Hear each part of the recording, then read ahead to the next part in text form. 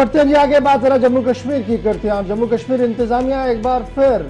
पुराने केसों की ओर लग चुकी है। जी हाँ नाज़रीन, खबर इस वक्त की सबसे अहम और बड़ी आ रही है कि जम्मू कश्मीर इंतजामिया और मरकजी वजारत दाखिला ने मशावरत के बाद इस बात का फैसला ले लिया है कि पुराने केसों की फाइलों को खंगाला जाए। इलाहिदगी पसंद लीडरों के साथ साथ इलाहिदगी पसंद सोच रखने वाले नौजवानों के खिलाफ बड़े पैमाने पर कार्रवाई की जाए। और इस वक्त की अहम खबर है कि सरकार दोबारा से टेरर एक्टिविटीज के अंदर जो मुलविस लोग हैं, हार्डकोर मिलिटेंट्स हैं, सेपरेटिस्ट रह चुके हैं, उनके केसों को दोबारा खोल रही है। रीओपन केसेस को किया जा रहा है और इस सिलसिले में दाखिला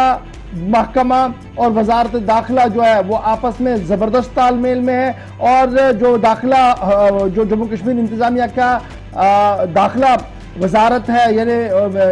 होम डिपार्टमेंट है, उनमें वो इस वक्त लगातार इन फाइलों को खंगाल रही है और लीगल एक्सपर्ट्स जितने भी हैं उनके साथ सलाह मशवरा किया जा रहा है कि किस फाइल के अंदर कितना मवाद है और क्या ये कानून और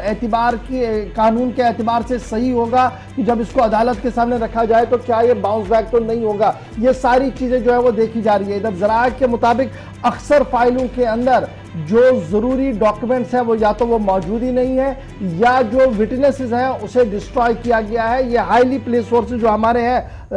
दाखिला वजारत के अंदर दिल्ली के अंदर या जम्मू कश्मीर इंतजामिया का जो डिपार्टमेंट ऑफ महकमा दाखिला है वहां की बात करें तो लगातार ये बात सामने आ रही है कि इंतहाई हसास और अहम केसों के अंदर फाइलें या तो मुकम्मल ही नहीं है या फाइलों के अंदर कई अहम शवाहिद जो है वो गायब है। Home department, union territory Jammu Kashmir और मरकजी वजारत जो है वो इस सिलसिले में लगातार मशावरत में और फाइनल डिसीजन जो है वो आने वाले कुछ दिनों के अंदर अंदर जो है वो किया जा सकता है। लीगल ओपिनियंस और लीगल एक्सपर्ट्स जो हुकूमत के अपने जराया हैं उनके सामने ये तमाम चीजें एक एक करके रखी जा रही है और माना जा रहा है कि कुछ और वक्त इसमें लग सकता है, यानी मई के बाद जून का पूरा महीना इसमें लग सकता है और जुलाई के वस्त के बाद कुछ अहम केसों पर दोबारा से सुनवाई हो सकती है। सन 1990 से लेकर 2022 तक कई अहम और बुनियादी केस थे जिनका न तो एफआईआर हुआ, अगर एफआईआर हुई तो कोई पेशरफ्त नहीं हुई है। उन सारे केसों में दोबारा से जांच करने और दोबारा से उनमें कौन लोग मुलविस है उन्हें सजा देने के हवाले से काम किया जाएगा। और इस सिलसिले में department of home Jammu Kashmir government और दाखिला वजारत जो है लगातार काम कर रही है और कई लीगल ओपिनियंस यानी जो वकला की एक टीम है सरकार के पास उनसे भी इन फाइलों के बारे में जो है वो गुफ्तगू हो रही है। आपको याद होगा कि सरकार ने जहां इस तरीके का कदम उठाया वहीं पर सिर्फ चंद दिन पहले लेफ्टिनेंट गवर्नर ने कहा कि इकोसिस्टम को खत्म करना है, यानी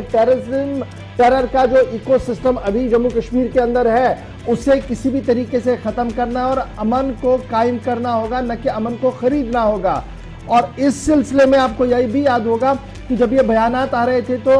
एम्प्लॉयज के ऊपर भी शिकंजा कसा गया, एनजीओज और दीगर इदारों पर भी शिकंजा आने वाले दिनों में कसा जा सकता है क्योंकि टेरर फंडिंग मामले में कई अहम और बड़े राज जो है वो खुल रहे हैं, जिसके बाद हुकूमत इस बारे में सोच रही है कि बड़े पैमाने पर कार्रवाई की जाए। मुलाजमीन के खिलाफ पहले ही कार्रवाई हो रही है और ताहम अब यह खबर भी सामने आ रही है जराए से कि तकरीबन 200 सरकारी मुलाजमीन इस वक्त सिक्योरिटी के अंदर है, यानी जिनके ऊपर जांच पड़ताल चल रही है। इंटेलिजेंस एजेंसियां उनके माजी और हाल को देख रही है ताकि मुस्तकबिल को संवारा जाए या मुस्तकबिल के बारे में कोई फैसला लिया जाए। तकरीबन 200 सरकारी मुलाजमीन जिनमें कुछ टॉप ऑफिशियल्स भी है इस वक्त सरकारी रडार पर है। अब खबर यह भी है कि जब मुलाजमीन की हमने गुज़श्ता दिनों खबर बताई थी तो अक्सर मुलाजमीन ने अपना सोशल मीडिया हैंडलर बंद कर दिया, ब्लॉक कर दिया या डिलीट मार दिया है, लेकिन सरकार का मानना है कि गलती होती है, चाहे डिलीट आप मारे या न मारे, लेकिन सरकार के पास